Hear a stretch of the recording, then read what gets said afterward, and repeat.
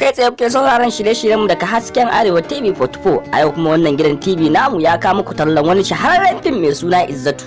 Inda masana rubutan labarai suke faɗin cewar tunda ake a masana'antar Kannywood ba a taɓa rubuta labari wanda ya daki zukatan al'umma irin wannan labarin fim mai suna Izzatu.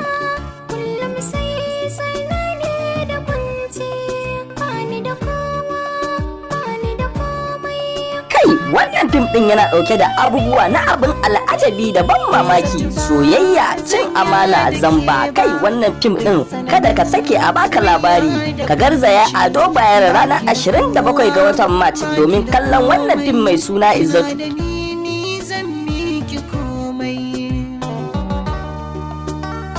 Wannan fim za a haska shi ne a Ado Bayero Mall 27 ga watan Mac.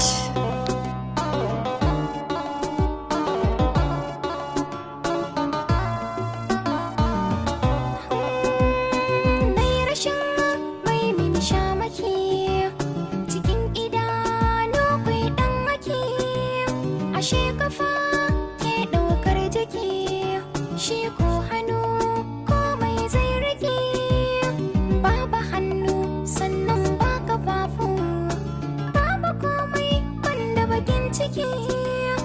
Zuciya ta raunana, raina bai fari komai zan yi mai. Sai ki tuna tun da kina da ni, zan kula da ke zan miki magani, zan yi hakan ne da lamani, ba na bidar komai kimini, babu komai ni ne gare ki komai, rayuwar ki ne niyyar mai gini, godiyar Allah ta tabbata da yayi wa mutum cuta sauki yayi mai.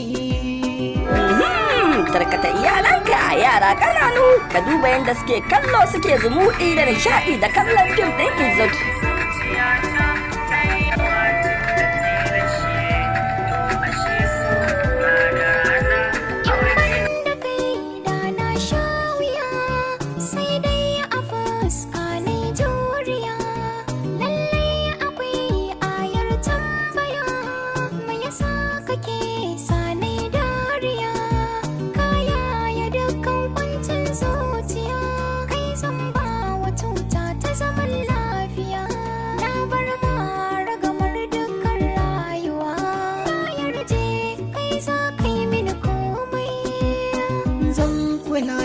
Da baki sanni ba, kuma godiya ba sai kin yi mini ba, ko kaɗan ba zan bar ki ba, sai na ga har baki tozar ta ba. Ina tare da ke ko da nan gaba, inda ina raye ba zan bar ki ba, zan sa ki shauki daga nan har gaba, zan baki da kulawa har komai.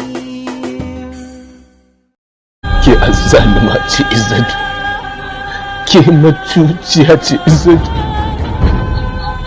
ban taɓa sanin cewa ke mai yaudari a bace sai yau Izzatu. Wannan yarinya da kike gani ita ce macijin kaikayi sari kanoti.